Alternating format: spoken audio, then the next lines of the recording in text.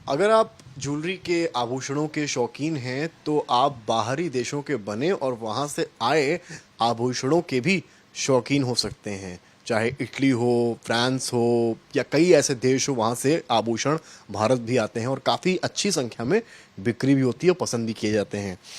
ऐसा ही एक देश है तुर्की, जिसके आभूषण भी यहाँ आते हैं या उस तरह के आभूषण यहाँ बनते हैं।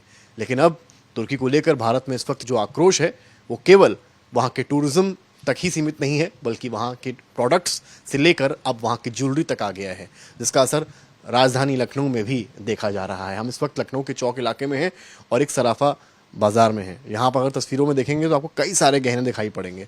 शुरुआती गहने आपको इटली के दिखेंगे, कई बाहरी देशों के दिखेंगे। खूबसूरत गहने हैं, खूबसूरत आभूषण हैं। लेकिन अब जो अगली तस्वीर आपको कैमरामैन गौरव दिखाएंगे वो इन आभूषणों की दिखाएंगे जो तुर्की के बने हुए हैं, यानी कि तुर्की स्टाइल है या तुर्की के बने हुए हैं। यहाँ पर अगर आप देखेंगे इस नेकलेस के पास तो यहाँ लिखा है टर्किश टॉप प्री। इस तरफ भी देखेंगे तो आपको यहाँ भी टर्किश दिखाई पड़ेगा। यहाँ पर देखेंगे यहाँ पर भी टर्किश लिखा हुआ है। तो कुल मिलाकर इन सभी के जो टैग्स लगे हैं इनमें टर्किश लिखा हुआ है। विरोध क्या है? जिस तरह से ऑपरेशन सिंदूर हुआ, जिस तरह से आतंकवाद के खिलाफ लड़ाई हुई, उसमें तुर्की जो है वो आतंकवाद और पाकिस्तान के साथ खड़ा नजर आया।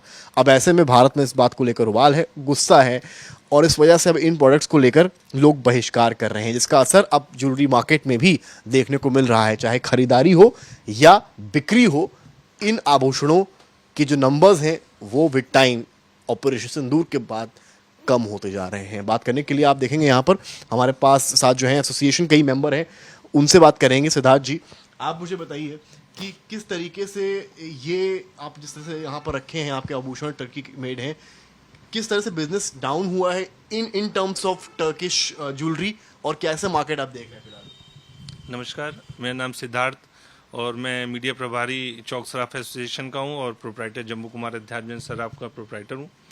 और सर्वप्रथम मैं मोदी जी को सादर नमन एवं प्रणाम करता हूं कि सिंदूर ऑपरेशन के माध्यम से जिससे उन्होंने आतंकवादियों का सफाया करा है, और मिलिट्री के सभी भाइयों को नमन एवं श्रद्धांजलि देता हूं जिनकी शहादत हुई है इसमें। और जो हमारे भारत का नहीं है वो हमारा नहीं है, चाहे वो कोई सा भी देश हो।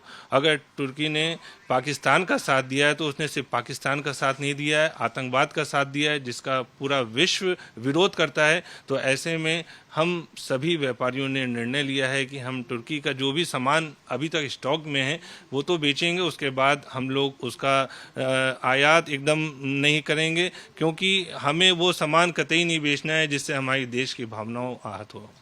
नहीं, तो आपने कहा कि सामान बेचने को लेकर आपने एक निर्णय लिया कि भाई जो मार्केट मतलब सपोज अगर इतने बचे हैं तो आप इसको सेल करेंगे, अब बाकी जो नया माल है वो बाहर से आप नहीं मंगाएंगे, यही कहना चाह रहे हैं? जी बिल्कुल बिल्कुल, हमने यही कहा है। और हमें अब तो टर्की नाम से ही मतलब गुस्सा आता है कि ऐसी कौन सी चीज़ को उन्होंने पाकिस्तान को देख करके साथ दिया, इसीलिए अब वो सामान भी कम दिखाने का मन करता है। पर अब हमें तो स्टॉक के हिसाब से चलना है और स्टॉक जो है वही बेचेंगे, इसके अलावा हमें नया नहीं। सवाल मेरा ये भी है कि तो आपने कहा कि आप लोगों के एसोसिएशन ने जो निर्णय लिया है कि हम उसको जो जितना बचा माल है उसको बेच देंगे, बाकी नहीं बेचेंगे, मतलब बाकी नहीं मंगाएंगे।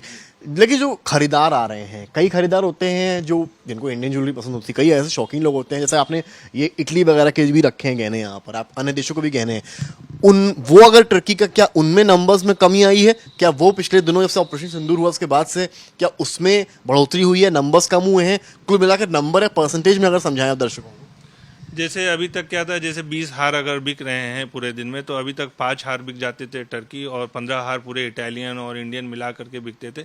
लेकिन जब से टर्की वाला मामला हुआ है, कुछ तो हमारा भी तो मन है कि हम उस चीज़ को प्रदर्शित करेंगे तभी तो वो बिकेगा, और कुछ अगर कस्टमर की भी डिमांड है तो हम उनको मोड़ ले जाएंगे। ये हमारा खुद में विश्वास है कि हम इटालियन बेचते हैं, इंडियन बेचते हैं, और हमें टर्की वाकई में बेचने का नहीं मन कर रहा है, क्योंकि जो भारत का नहीं वो हमारा नहीं है। और कहीं ना कहीं अगर उन्होंने विरोध किया तो हमारा भी विरोध उनको झेलना पड़ेगा।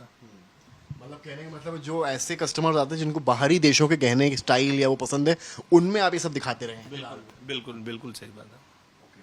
तो आप ये देख सकते हैं कि ये इसका पूरा असर लखनऊ में देखा जा रहा है। हालांकि एसोसिएशन है, यूपी में नोन है, और यहाँ पर देखिए टर्किश जहाँ जहाँ लिखा है ये सब टर्की मेड है या टर्की स्टाइल में गहने बनाए गए हैं। काफ़ी रुचि लोगों में होती है बाहरी देशों के गहने पहनने की, केवल टर्की नहीं बल्कि अन्य देशों के। लेकिन फिलहाल तुर्की को लेकर जो हालात इस वक्त देश में बने हुए हैं, उससे एक बात तो साफ है कि ये गुस्सा जो है वो तुर्की को अब झेलना पड़ रहा है, चाहे वो बात टूरिज्म की हो या प्रोडक्ट्स की हो या अब बात आ गई हो वहाँ की बनी या वहाँ के स्टाइल में बनी ज्वेलरी की, हिंदुस्तानी सब एक साथ खड़े नजर आ रहे हैं।